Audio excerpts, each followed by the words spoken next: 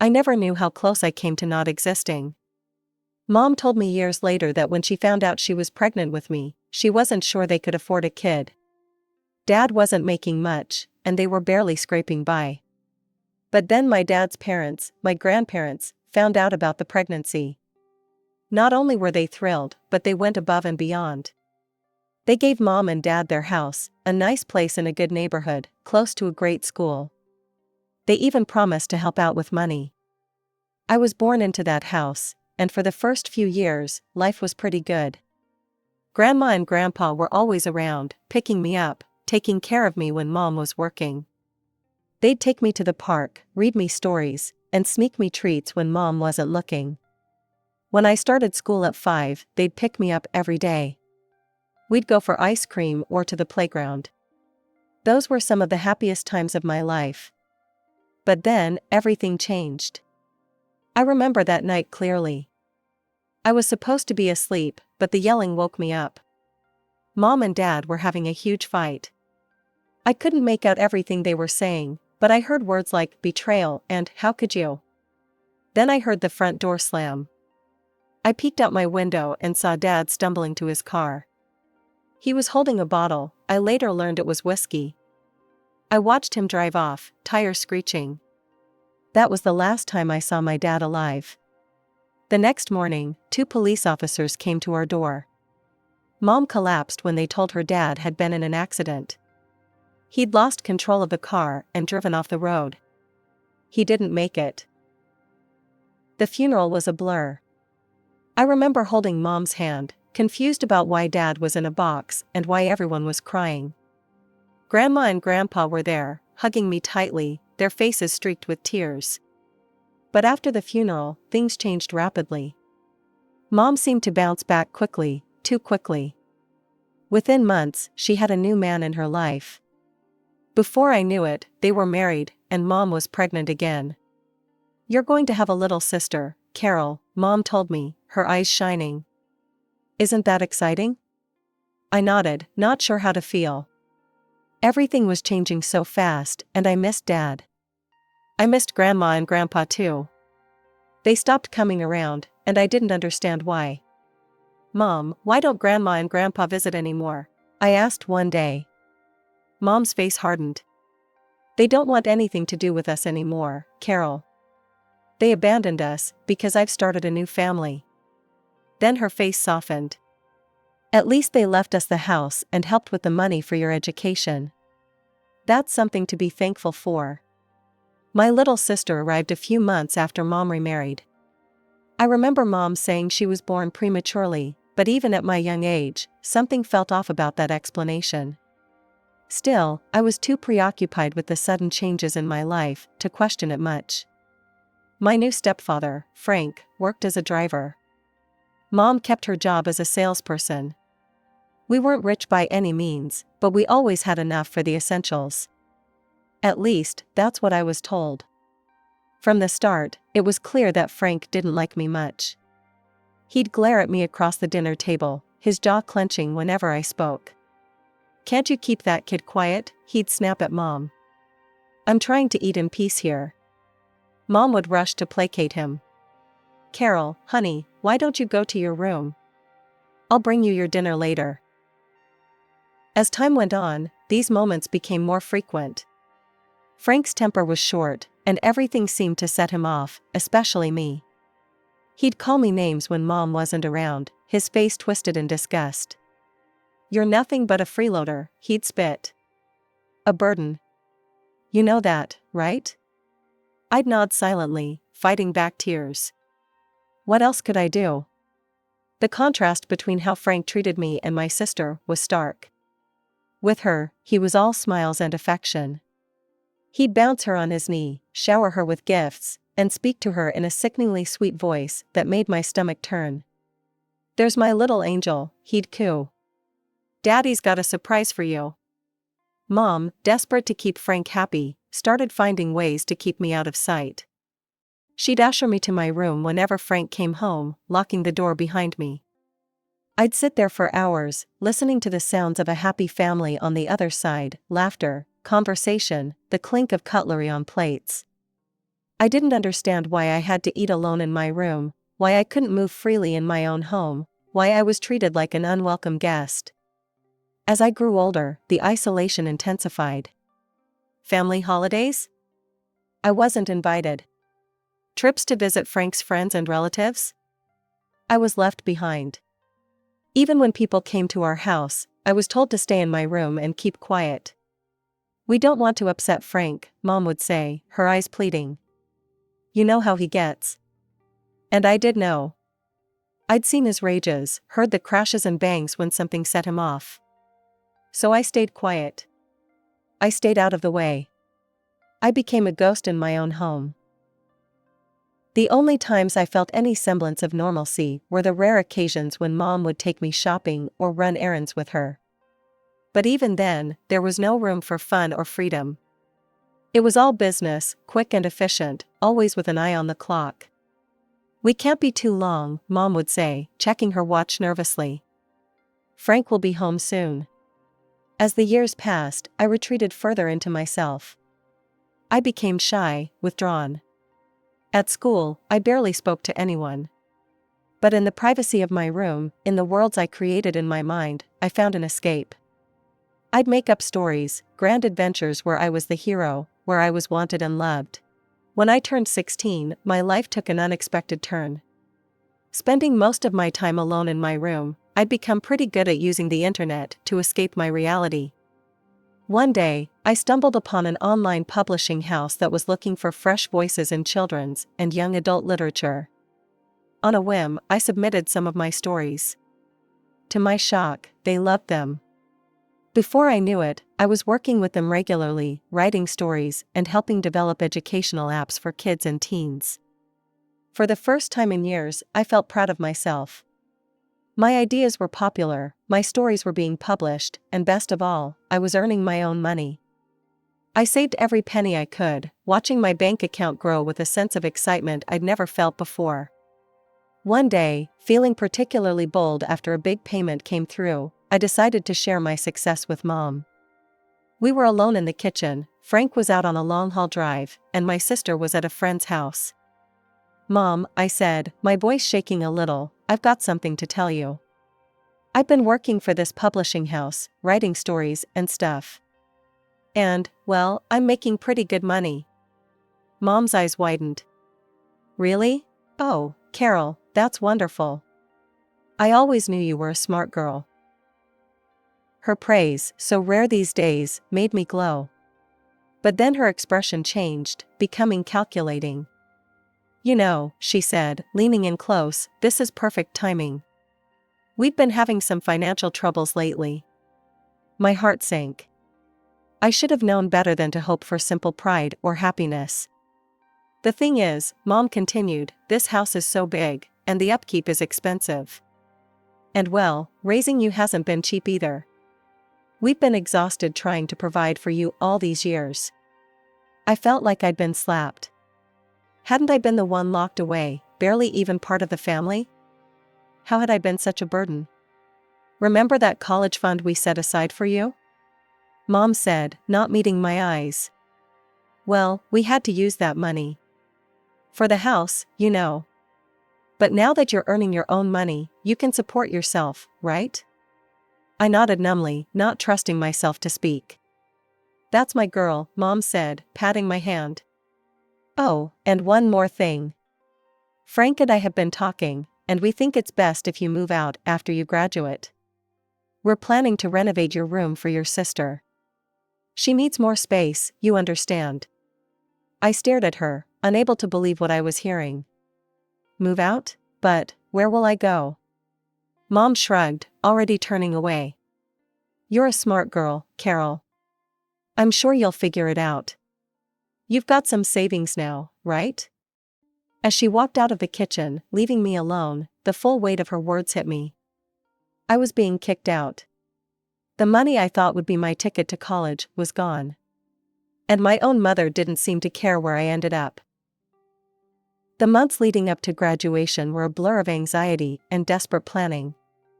I threw myself into my schoolwork during the day, determined to at least finish high school strong. At night, I worked tirelessly on my writing projects, trying to save every penny I could. But no matter how I crunched the numbers, it wasn't enough. College tuition, living expenses, books, it all added up to way more than I had or could hope to earn in time. The realization that my dreams of higher education were slipping away hit me hard.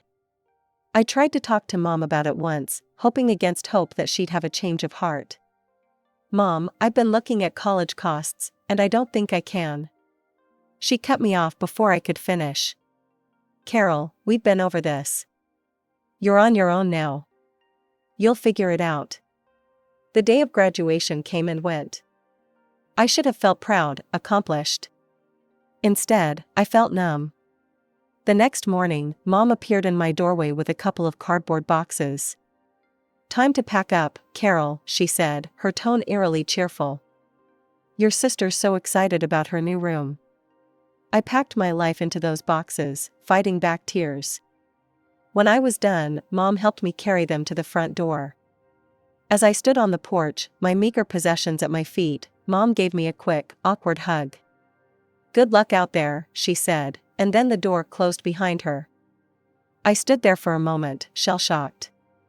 Then, taking a deep breath, I picked up my boxes and walked away from the only home I'd ever known.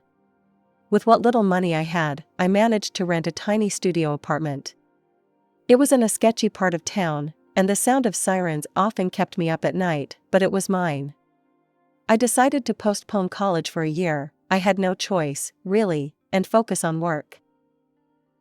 I reached out to my contacts at the publishing house, practically begging for more work.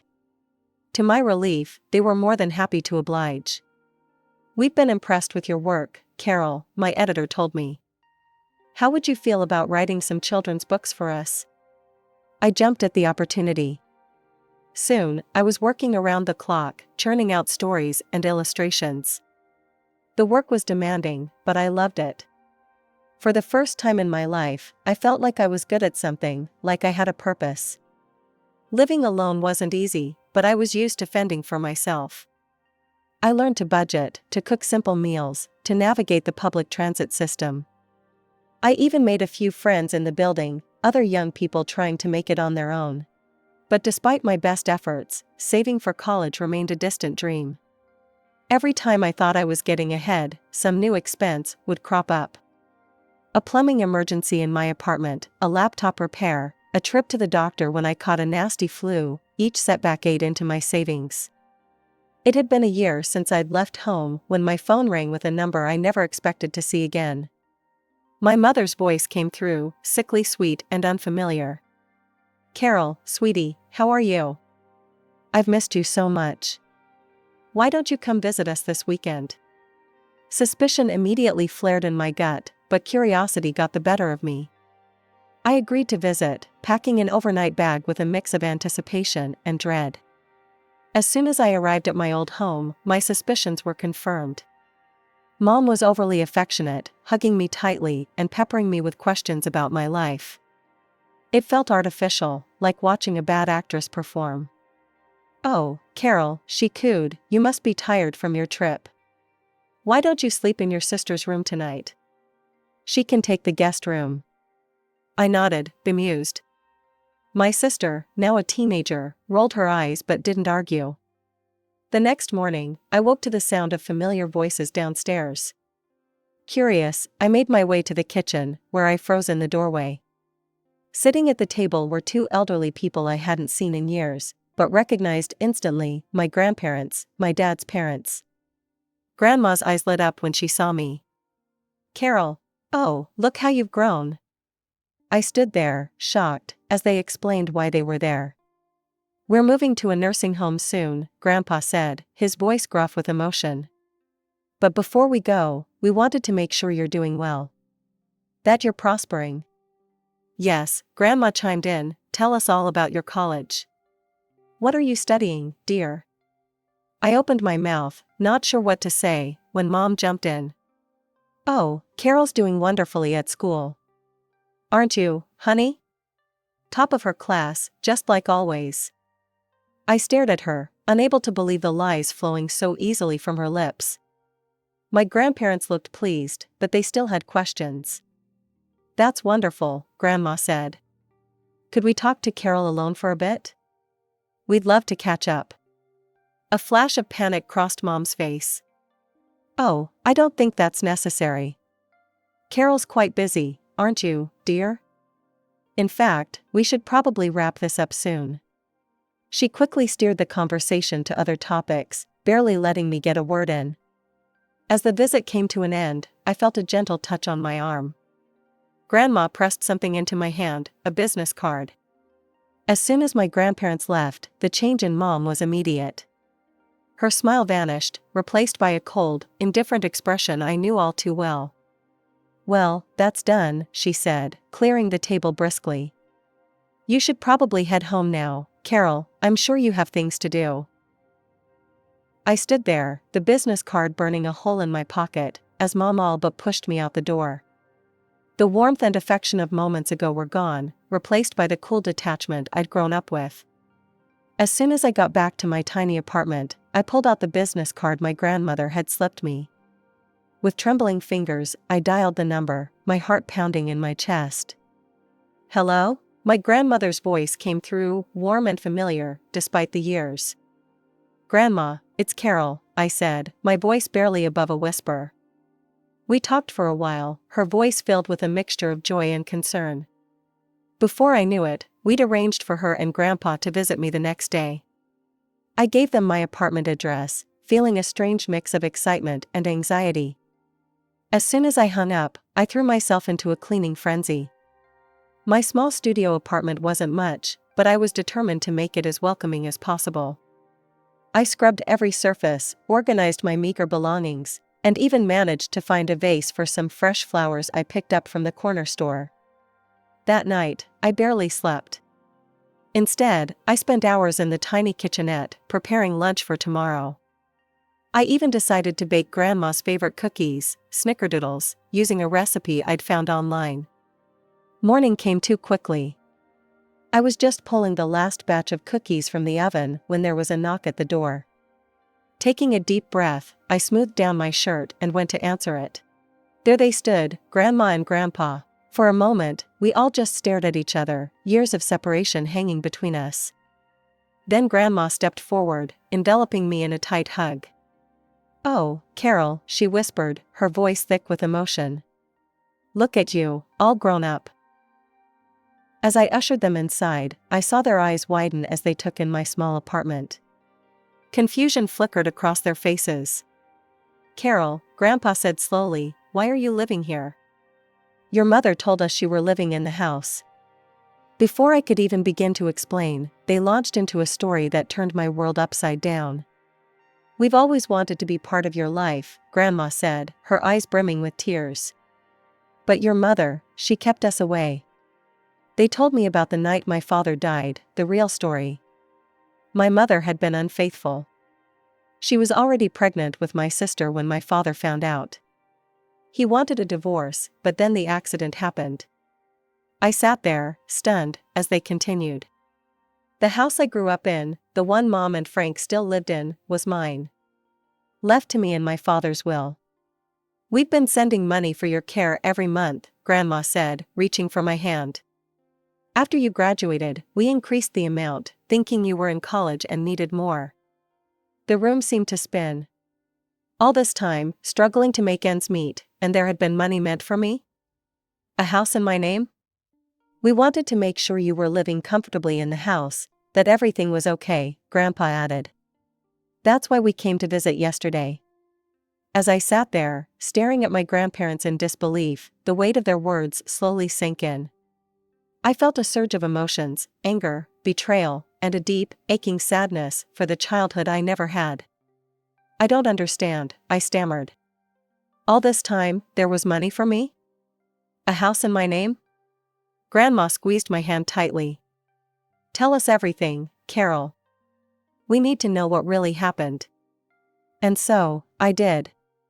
I told them about my lonely childhood, confined to my room like a dirty secret. I spoke of Frank's hostility, of always feeling like a burden. I explained how the money for college had been taken away, how I'd been kicked out with nothing but a few boxes of belongings. "I've been working nonstop," I said, my voice cracking. "Writing children's books, living in this tiny apartment, trying to save for college. I never knew about any maintenance money." As I spoke, I watched my grandparents' expressions change from shock to fury. Grandpa's face turned red, his hands clenching into fists. "This is unacceptable," he growled. "What your mother has done, it's theft, it's abuse. We're going to make this right, Carol. I promise you that." True to their word, my grandparents sprang into action. They hired a lawyer, one of the best in the city. Over the next few weeks, I watched in awe as they fought tirelessly on my behalf. The court case was brutal.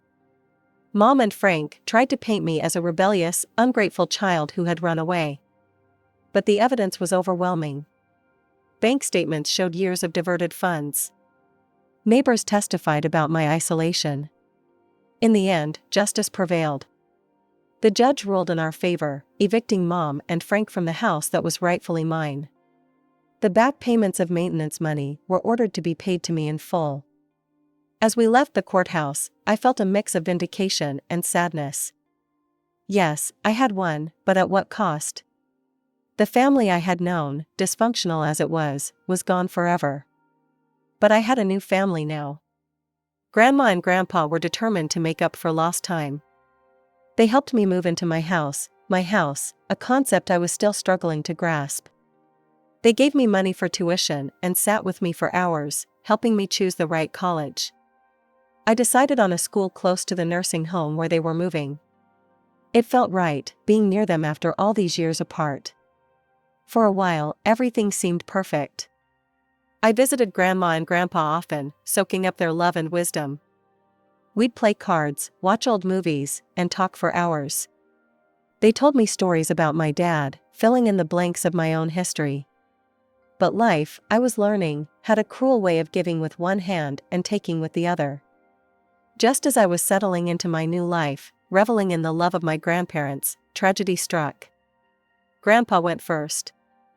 A heart attack, quick and unexpected. Grandma followed barely 2 months later. The doctors said it was natural causes, but I knew the truth, she'd lost her will to live without him. Once again, I found myself alone. The grief was overwhelming. I'd only just found them, only just started to heal the wounds of my past, and now they were gone. I threw myself into my studies, trying to distract myself from the pain. But every empty holiday, every milestone I couldn't share with them, was a fresh wound. Years passed, and life took on a rhythm I never thought possible. I graduated college with honors, landing a job at a prestigious publishing house, the same one that had given me my first break as a teenager. With the inheritance from my grandparents, I bought a cozy apartment close to work, a place that was truly mine. My financial situation had dramatically improved. I rented out my grandparents' house and my childhood home, providing a steady stream of additional income. For the first time in my life, I felt secure, stable, and most importantly, happy. I had friends, a fulfilling career, and a sense of peace I'd never known before. But life has a way of throwing curveballs when you least expect them. One sunny afternoon, my phone rang. The number wasn't saved in my contacts, but I recognized it instantly, my mother's. With a mix of curiosity and dread, I answered. "Carol?" Her voice was sickly sweet, dripping with false affection. "Sweetie, how are you?" Before I could respond, she launched into a sob story. My sister was pregnant, abandoned by her husband. They were all living together, Mom, Frank, and my sister, crammed into a tiny rented apartment. "We have nowhere to go," Mom whimpered. "I was hoping, well, that house you own, your childhood home. Could we maybe stay there? Just until we get back on our feet."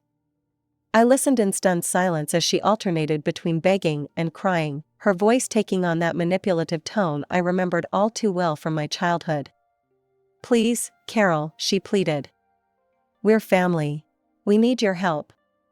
As she spoke, memories flooded back. The lonely nights locked in my room. The years of neglect and emotional abuse. The day she kicked me out with nothing but a few boxes of belongings. Family? I finally spoke, my voice cold. That's rich coming from you, Mom. Where was this family when you locked me away like a dirty secret? Where was it when you kicked me out with nowhere to go? Carol, that's all in the past. No, I cut her off. It's not in the past. It's right here, right now. You're only reaching out because you need something from me. Just like always. I could almost hear her scrambling, trying to find the right words to manipulate me. But I wasn't that scared, lonely girl anymore. You want my advice, Mom? Solve your own problems. Figure it out on your own. Isn't that what you told me when you threw me out? But Carol. Good luck, I said, echoing her words from years ago. You're going to need it. Without waiting for a response, I hung up. My hand shook as I blocked her number, but I felt a weight lift off my shoulders. For years, I'd carried the burden of her rejection, her neglect. But now, I was finally free.